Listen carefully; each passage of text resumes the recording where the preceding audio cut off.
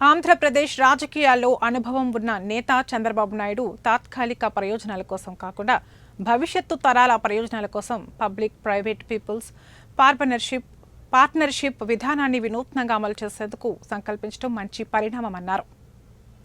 ఎందుకంటే 90s లో అంటే ఒక నాయకుడు ఒక పొలిటికల్ లీడర్ వచ్చే ఎన్నికల గురించి ఆలోచిస్తాడు. కానీ ఒక నాయకుడు ఒక నిజమైన ఒక విజనరీ లీడరు వచ్చే తరం కోసం ఆలోచిస్తారు. అలాంటి వచ్చే తరం కోసం ఆలోచించగలిగే నాయకులే కాబట్టి ఈ రోజున గౌరవ ముఖ్యమంత్రి శ్రీ నారా చంద్రబాబు నాయుడు గారు వెంట మేమందరం ఎందుకున్నామంటే ఒక తరం కోసం ఆలోచించగలిగే వ్యక్తి. ఇప్పుడు ఒక తరం కాదు, 2-3 తరాల కోసం ఆలోచించే వ్యక్తిగా ఉన్నాం. అందుకని వేదిక పైన ఇక్కడున్న ఈ బంగారు కుటుంబం ఈ పాలసీకి ఉన్న వాళ్ళందరూ చూడండి, చిన్నపిల్లలందరూ ఇంకా ఇంటర్ చదువుకుంటున్నారు. వీళ్ళందరికీ నాకు పరిస్థితి బాగలేదు కానీ నా బిడ్డల పరిస్థితి బాగుండాలని ఏ తండ్రికైనా ఏ తల్లికైనా ఉంటుంది. వారికి ఎలాంటి చేయూతనివ్వాలి, ఎలాంటి సలహాలు ఇవ్వాలి, కొన్నిసార్లు ఆర్థికంగా కావచ్చు, కొన్నిసార్లు ప్రత్యేకమైన పరిస్థితులు కావచ్చు, ఏమిస్తే బాగుంటుంది అనేది ఈ నలుగురు కలిసి మనకి అటు ప్రభుత్వం తరపు నుంచి, అటు ప్రైవేట్ రంగం నుంచి, అటు ప్రజలు కలిసి పనిచేయటం ఇది చాలా చాలా ఒక గ్రేట్ ఇనిషియేటివ్ మనస్ఫూర్తిగా. అది అంటే దాదాపు 1,70,000,000 మందిని ఈ డెడ్ కుటుంబాలని విశ్లేషిస్తే దాంట్లో 1,28,00,000 కుటుంబాలని దీని ప్రాథమిక మన జాబితా తయారు చేస్తే దీని నుంచి 30 లక్షల కుటుంబాలని ఎంపిక చేసి గ్రామ సభల ద్వారా దీన్ని నిర్ధారిస్తున్నారు. అలాగే అన్యాయంగా ఈ పథకాలకు లేకుండా తొలగించబడిన కుటుంబాలను గుర్తించి అన్ని సవరణలు చేసేందుకు ప్రత్యేకంగా ప్రణాళికను రూపొందించారు. తుది జాబితాలో 28 లక్షల కుటుంబాలను, మొదటి జాబితాలో తుది జాబితాలో 28 లక్షల కుటుంబాలని ఎంపిక చేస్తాం. దాంట్లో భాగంగానే ఈ రోజున మన ముందున్న వేదిక పైన ఉన్న ఈ బంగారు కుటుంబం రిసైపెన్స్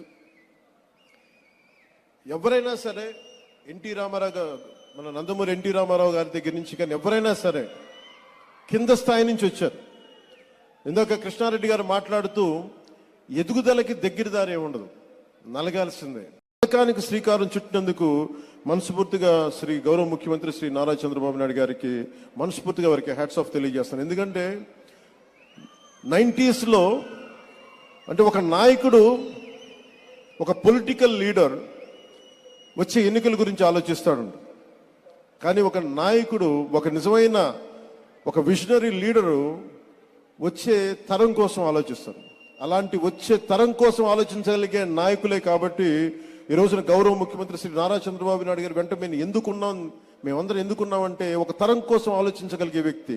ఇప్పుడు ఒక తరం కాదు, 2-3 తరాల కోసం ఆలోచించే వ్యక్తిగా ఉన్నాం. అందుకని వేదిక పైన ఇక్కడున్న ఈ బంగారు కుటుంబం ఈ పాలసీకి ఉన్న వాళ్ళందరూ చూడండి, చిన్నపిల్లలందరూ ఇంకా ఇంటర్ చదువుకుంటున్నారు. వీళ్ళందరికీ నాకు పరిస్థితి బాగలేదు కానీ నా బిడ్డల పరిస్థితి బాగుండాలని ఏ తండ్రికైనా ఏ తల్లికైనా ఉంటుంది. వారికి ఎలాంటి చేయూతనివ్వాలి, ఎలాంటి సలహాలు ఇవ్వాలి, కొన్నిసార్లు ఆర్థికంగా కావచ్చు, కొన్నిసార్లు ప్రత్యేకమైన పరిస్థితులు కావచ్చు, ఏమిస్తే బాగుంటుంది అనేది ఈ నలుగురు కలిసి మనకి అటు ప్రభుత్వం తరపు నుంచి, అటు ప్రైవేట్ రంగం నుంచి, అటు ప్రజలు కలిసి పనిచేయటం ఇది చాలా చాలా ఒక గ్రేట్ ఇనిషియేటివ్ మనస్ఫూర్తిగా. అది అంటే దాదాపు 1,70,000,000 మందిని ఈ డెడ్ కుటుంబాలని విశ్లేషిస్తే దాంట్లో 1,28,00,000 కుటుంబాలని దీని ప్రాథమిక మన జాబితా తయారు చేస్తే దీని నుంచి 30 లక్షల కుటుంబాలని ఎంపిక చేసి గ్రామ సభల ద్వారా దీన్ని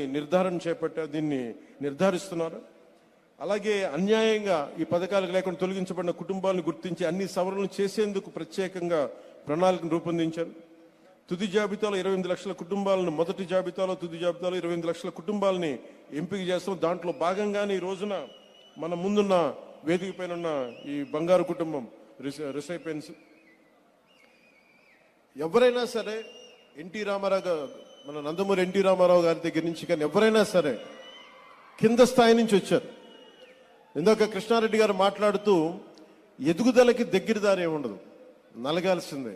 పథకానికి శ్రీకారం చుట్టినందుకు మనస్ఫూర్తిగా శ్రీ గౌరవ ముఖ్యమంత్రి శ్రీ నారా చంద్రబాబు నాయుడు గారికి మనస్ఫూర్తిగా వారికి హ్యాట్స్ ఆఫ్ తెలియజేస్తాను. ఎందుకంటే 90s లో అంటే ఒక నాయకుడు ఒక పొలిటికల్ లీడర్ వచ్చే ఎన్నికల గురించి ఆలోచిస్తాడు.